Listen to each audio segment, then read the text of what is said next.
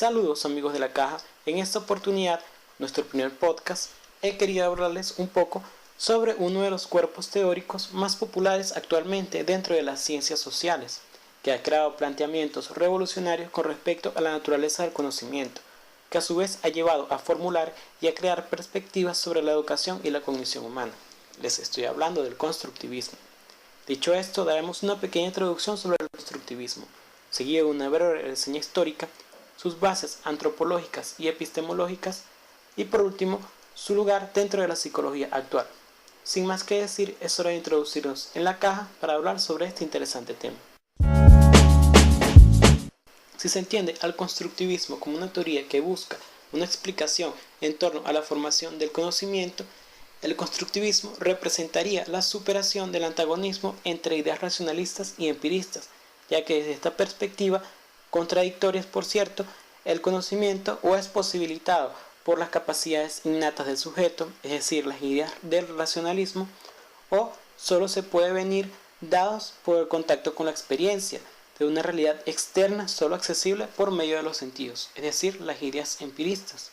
Mientras tanto, para el constructivismo, el sujeto construye el conocimiento de la realidad, ya que éste no puede ser conocida por sí mismo, sino a través de mecanismos cognitivos, mecanismos que a su vez permiten transformaciones en la misma realidad, de manera que el conocimiento se logra a través de la actuación sobre la realidad, experimentando situaciones y objetos y al mismo tiempo transformándolos. Los mecanismos cognitivos que permiten acceder al conocimiento se desarrollan también a lo largo de la vida del sujeto. En este sentido, el constructivismo plantea que el conocimiento no parte de ideas innatas del individuo, ya que debe ser creado con bases de experiencias y las capacidades cognitivas de almacenamiento y procesamiento de información de la persona, para darle una explicación y sentido a su percepción de lo real. Así que también rechaza la existencia de realidad objetiva, ya que concluye que el concepto de lo real es una construcción basada en las experiencias de cada sujeto.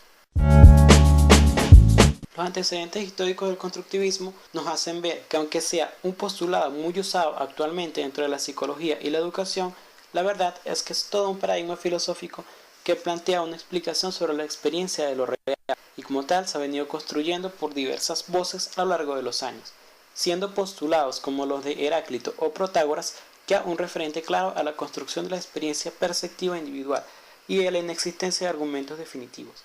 Esto llega al punto cumbre en el aforismo conocido del mismo Protágoras, que reza: el hombre es la medida de todas las cosas, de las que son, de las que lo son y por modo en el que no son.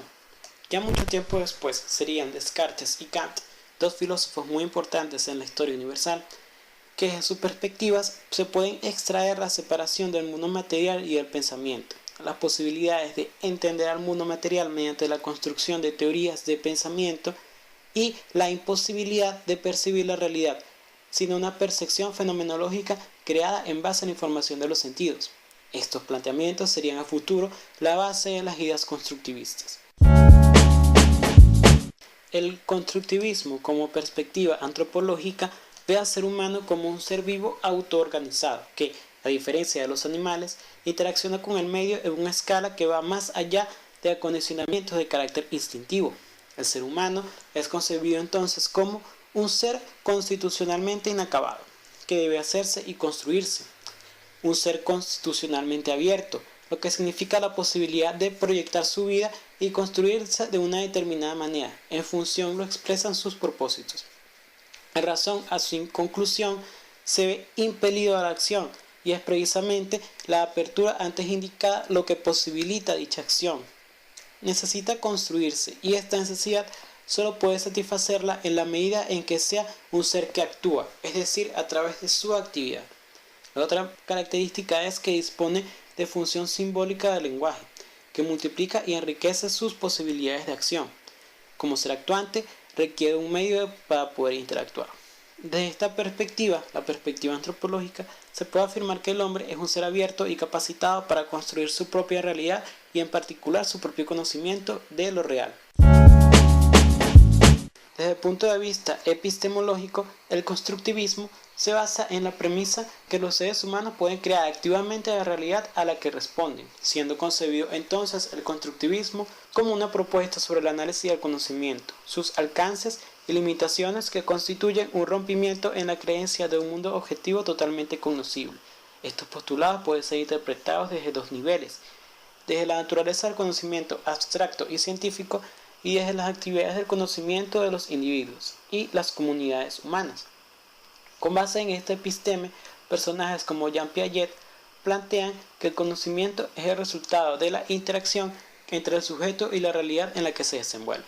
El individuo, al actuar sobre la realidad, va construyendo las propiedades de ésta, al mismo tiempo que estructura su propia mente. Piaget reconoce la existencia de ciertas capacidades innatas que, desde el nacimiento, permiten al niño interactuar sobre el mundo, recibir y transmitir información necesaria para la supervivencia.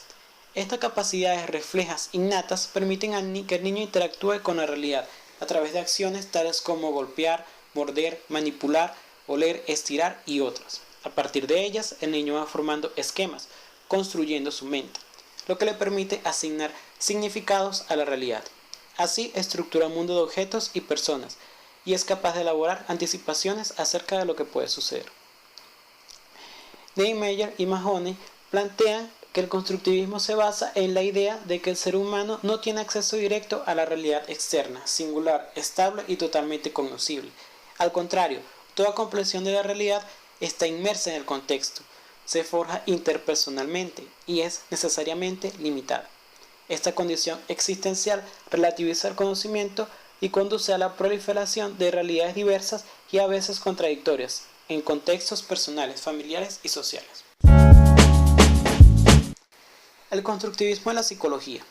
Cuando se habla de constructivismo en la psicología, se parte del análisis de 4 posturas diferenciadas, en donde cada una parte de una premisa básica sobre la construcción de la realidad, y que sirve como punto de partida para algunas de las perspectivas más interesantes y utilizadas dentro de la psicología.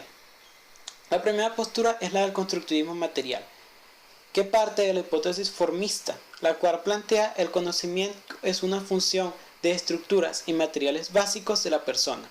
Desde el punto de vista ontológico, la realidad está dada por la estructura y es conocible solo mediante el carácter organizacional cerrado del sistema cognitivo humano. Una expresión de esta perspectiva se halla en el constructivismo radical, el cual presenta una aspiración de carácter filosófico y postula la realidad como una función de la estructura cognitiva humana, una construcción personal. La segunda postura del constructivismo dentro de la psicología se conoce como constructivismo eficiente, una de las teorías constructivistas que muestra nexos con la hipótesis mecanicista del mundo, al aprobar la idea de la causalidad eficiente. Esta postura ve el conocimiento como un proceso activo en el cual se interpretan y almacenan los inputs o entradas ambientales como información significativa. Entre las teorías que más se adhieren al enfoque están las teorías constructivistas de procesamiento de información y las teorías del aprendizaje social de Bandura. La primera de ellas concibe al ser humano como un buscador activo de información, poseedor de un sistema cognitivo en constante actividad que construye la visión que tienen las personas de la realidad. Por su parte, Bandura señala que en la teoría del aprendizaje social, las personas juegan un papel activo en la creación de las experiencias generadoras de información y en el proceso de transformación de estímulos informativos. La tercera postura, o el constructivismo formal, se asocia con la metáfora de la hipótesis contextualista del mundo. Las teorías que incluyen en este enfoque supone que la realidad es activa, cambiante y está constituida tanto a nivel personal como social. El significado emerge de un patrón organizacional o formal de los fenómenos dentro del contexto y a través del tiempo. La actividad humana, así, se desarrolla en un contexto histórico-social y cultural de relaciones y significados. Entre las teorías que se adaptan a este esquema tenemos las proposiciones como el constructivismo social o la psicología narrativa. En la primera de ellas se plantea la idea de que el conocimiento no reside exclusivamente en la mente del sujeto o en el medio, sino en procesos sociales de interacción e intercambio simbólico. Por su parte, la psicología narrativa es una opción que utiliza la narrativa como un contexto organizador de la acción humana. Se define como la representación simbolizada de los seres humanos tiene la dimensión temporal. Las personas imponen una narrativa socialmente constituida o roles en el flujo de las experiencias, de manera que son actores en sus propios dramas. Y la cuarta y la última postura se encuentra el constructivismo final, el cual se asocia con la hipótesis organísmica del mundo y con la metáfora del proceso orgánico. Mantiene una posición epistémica que concibe el conocimiento como una síntesis construida de las contradicciones que surgen en las interacciones de la persona y su ambiente. Utiliza el concepto de causalidad final y se ve el conocimiento como dinámico y direccional, en el sentido en que las estructuras del conocimiento evolucionan hacia una mayor complejidad y abstracción. Entre las expresiones de este enfoque están las teorías evolutivas y dialécticas y la teoría de los sistemas.